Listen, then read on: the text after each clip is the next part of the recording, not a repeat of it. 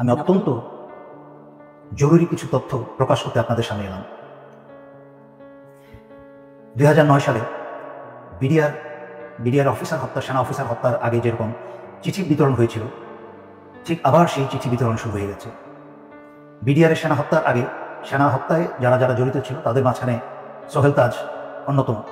সেই সোহেল তাজ আবার নাটকীয়ভাবে বাংলাদেশে এখন হাজির। কোন দিকে যাচ্ছে? হঠাৎ করেই জামাত শিবিরকে চিঠি দিয়ে এই স্বৈরাচারী শেখ হাসিনা সরকার বাতিল করল। কোনোটাই কিন্তু বিচ্ছিন্ন ঘটনা নয়। সম্পূর্ণ বিচ্ছিন্ন ঘটনাকে একত্র করে করার দায়িত্ব আমরা কিছু লোক কাজ করে যাই। চিন্তা করে দেখুন, শুধু চিঠিটার সামান্য অংশ দেখাচ্ছি, চিঠিটা ইন্টারনেটে সব জায়গায় ছড়িয়ে বেড়াচ্ছে। চিঠির লেখা দেখুন, প্রিয় জেনারেল সাহেবগণ, পরিবর্তনের ধ্বনি কি শুনতে পাচ্ছেন? সোজা চলে যাই। আপনারা 2009-এর বিডিআর হত্যাযজ্ঞ থেকে কোনো শিক্ষা গ্রহণ করেননি। সাধারণ সৈনিকদের লেখা এই খোলা চিঠিটি সেটারই প্রমাণ বহন করে।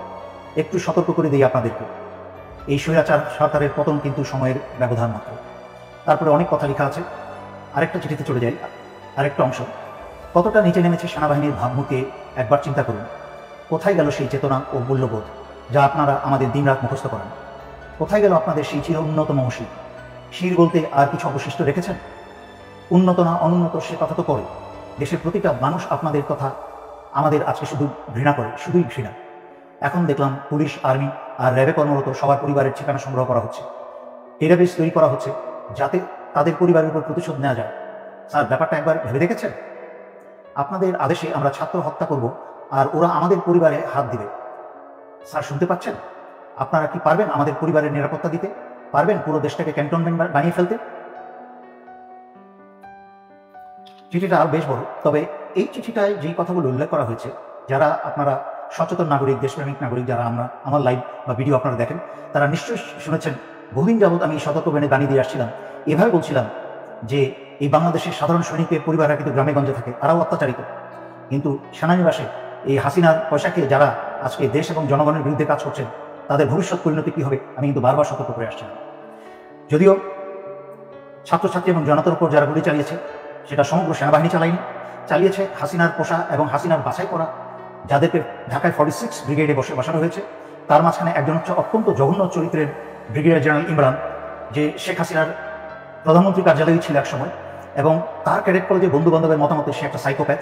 সে নিজের আপন ভাইকেও ঠান্ডা মাথায় খুন করতে দ্বিধা করবে না, এবং তার ক্যাডেট কলেজের বন্ধুরা তাকে বহুবার তাদের কাছে বিচ্ছিন্ন করেছে তাকে। এই সাইকোপ্যাথকে, হাসিনার মতো এক সাইকোপ্যাথ, এই সাইকোপ্যাথকে 46 ব্রিগেডে বসিয়েছে। আর 46 ব্রিগেড চলে হচ্ছে হাসিনার আত্মীয় বর্তমান সেনাপ্রধান জেনারেল ওয়াকারের সরাসরি নির্দেশে, কোনো ডিভিশনের অধীনে নয়। গুলিগুলা ছুঁড়েছে হচ্ছে এই 46 ব্রিগেডের কিছু কুশানা, চরিত্রহীন কিছু কুশানা, সমগ্র বাংলাদেশের অন্যান্য সেনানিবাসে থাকা সেনারা না। তাই আপনারা সমগ্র সেনাবাহিনীর উপর ভুল বুঝবেন না। যদিও সেনাবাহিনীর দায়িত্ব ছিল জনগণের কাতারে দাঁড়িয়ে আসা, জনগণ এবং দেশকে রক্ষা করা, সেইটা পবিত্র দায়িত্ব হচ্ছে জনগণের। যাই হোক, যেহেতু হাসিনা তার সর্বোচ্চ ক্ষমতা ব্যবহার করে ফেলেছে, ক্ষমতায় টিকে থাকার জন্য পুলিশ, বিজিবি, প্যারামিলিটারি সব ব্যবহার করেছে, এমনকি সশস্ত্র বাহিনী ব্যবহার করে কারফিউ পর্যন্ত জারি করেও ছাত্র জনতার বিরুদ্ধে পরাজিত হয়েছে। এখন স্বৈরাচারী শেখ হাসিনার হাতে আর কোনো শক্তি বাকি নেই। সেই কারণেই স্বৈরাচারী শেখ হাসিনা বাংলাদেশের চিরশত্রু ভারতের ষড়যন্ত্রের কে আহ্বান জানিয়েছে বিডিআরের মতো আরেকটা হত্যাকাণ্ড ঘটাতে। বাংলাদেশ সেনাবাহিনীতে, সেনানিবাসে বা বিভিন্ন কোনো অর্গানাইজেশনে যদি এই ধরনের একটা হত্যাকাণ্ড চালানো যায়, তাহলে ভারতের পরিকল্পনা হচ্ছে বাংলাদেশকে প্রহরী শূন্য করা, বাংলাদেশের সার্বভৌমত্ব এবং স্বাধীনতা রক্ষা করার জন্য আর কোনো প্রহরী বাকি না থাকে। তাই নিজেদের মাঝখানে রক্তক্ষয় শুরু করে দিয়ে সেনাবাহিনীর অফিসার এবং দেশপ্রেমিক সেনাদেরকে হত্যা করে হাসিনা বাংলাদেশের ভিতরে ভারতীয় সেনা প্রবেশ করাবে। তার উদাহরণ আপনারা দেখেছেন এবং শুনেছেন। স্বৈরাচারী শেখ হাসিনা ভারতের সাথে গোপনে বাংলাদেশের বুক জুড়ে রেল চলাচলের ব্যবস্থা করেছে। যেই ভারতের রেল বিভাগের ভারতীয় সৈন্যের সংখ্যায় প্রায় 70,000 প্রশিক্ষিত সৈন্য, তারা যে কোনো সময় যে কোনো প্রয়োজনে এই উপমহাদেশে যেখানে ভারতের রেল চলে, রেল যোগাযোগ আছে, সেখানে প্রয়োজনে তারা মুহূর্তে হাজির হয়ে যেতে পারে। তার মানে এই রেল ব্যবস্থার নাম করে বাংলাদেশের ভিতরে চাইলে ভারত প্রয়োজনে 70,000 সেনা মোতায়েন করতে পারে। একদিকে বাংলাদেশের প্রহরী সেনা হত্যা করবে, আরেকদিকে ভারতীয় সেনা প্রবেশ করে বাংলাদেশ দখল করবে এবং স্বৈরাচারী শেখ হাসিনাকে বাঁচাবে। আর তার দায়িত্ব সম্পূর্ণ চাপাবে হচ্ছে জামাত শিবিরের উপরে। এবং স্বৈরাচারী শেখ হাসিনা বলবে যে এই কাজ করে শুরু করেছে বাংলাদেশ সেনাবাহিনীর ভেতরে থাকা জামাতের লোকজন বা শিবিরের লোকজন, যা স্বৈরাচারী শেখ হাসিনার চোরপুত্র জয়ের মুখে থেকে আমরা বেশ কয়েকবার শুনেছি যে সেনাবাহিনীর ভিতরে জামাত শিবির আছে। সুতরাং আমি সকল জনগণকে অনুরোধ করছি, আপনারা এই মুহূর্ত থেকে অত্যন্ত সচেতন হয়ে যান। কোথাও আপনারা একা থাকবেন না। কোথাও আপনাদেরকে বাসা বাড়িতে এলাকায় যদি পুলিশি হানা হয়, তাহলে আপনারা সারা এলাকার মানুষ ঘিরে ধরবেন।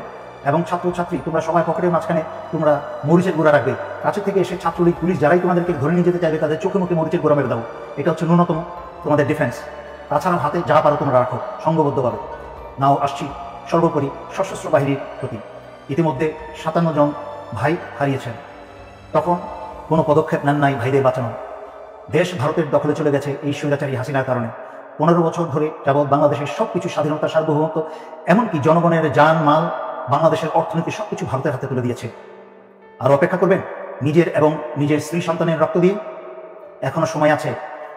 আজকে রাত্রে ভোরের অপেক্ষা না থেকেই আপনারা অস্ত্র হাতে জরুরি অবস্থা জারি করে সারা বাংলাদেশের ক্ষমতাভার হাতে তুলে নিন এবং ছাত্র আন্দোলনরত ছাত্র জনতার সাথে কাঁধে কাঁধ মিলিয়ে বাংলাদেশ রক্ষায় দাঁড়িয়ে যান। আমি বাংলাদেশ সংগ্রামরত আন্দোলনরত ছাত্রছাত্রী জনতা এবং দেশপ্রেমিক সশস্ত্র বাহিনীর পক্ষ থেকে স্বৈরাচারী শেখ হাসিনার সরকারকে বহিষ্কার ঘোষণা করছি। স্বৈরাচারী শেখ হাসিনা সরকার আজ থেকে বাংলাদেশে সম্পূর্ণ অকার্যকর ঘোষণা করা হলো এবং স্বৈরাচারী শেখ হাসিনার আওয়ামী লীগের যে কোনো সদস্যকে পেলে আপনারা গ্রেফতার করে জেলে সোপর্দ করুন। সশস্ত্র বাহিনী, দেশপ্রেমিক বিজিবি সকলের উদ্দেশ্যে আপনারা বিজিবির প্রতি সারা বাংলাদেশের সীমানা পাহারা দিন এবং সশস্ত্র বাহিনীর নিজ অন্যান্য দায়িত্বের পাশাপাশি দায়িত্ব সকল বিমানবন্দরগুলোকে দৃষ্টিতে আনুন এবং পাহারায় রাখুন, যেন আওয়ামী লীগের কেউ পালিয়ে যেতে না পারে। এবং সর্বোপরি এই কথা বলছি, ক্ষমতাভার গ্রহণ করার পরে বাংলাদেশের ভেতরে যেন ভারতের কোনো রয়ের সদস্য যেন এরা না থাকতে পারে, তা যা ব্যবস্থা করার করুন। বাংলাদেশের মাটির ভিতরে, বাংলাদেশের সীমানার মধ্যে যেন যেখানেই রয়ের সদস্য পাবেন, এদেরকে আপনারা খতম করে দিন। বাংলাদেশ স্বাধীনতা, সার্বভৌমত্ব রক্ষা করার দায়িত্ব আমরা যারা বেঁচে আছি এবং পরবর্তী প্রজন্ম বা নতুন প্রজন্ম ইতিমধ্যে তাদের দায়িত্ব 15 বছর অবহেলা করে তারা এখন দায়িত্ব বুঝতে শুরু করে দিয়েছে। তারা দেশ ভালোবাসতে শুরু করে দিয়েছে। তাদের মাঝখানে আর মৃত্যুর ভয় নেই।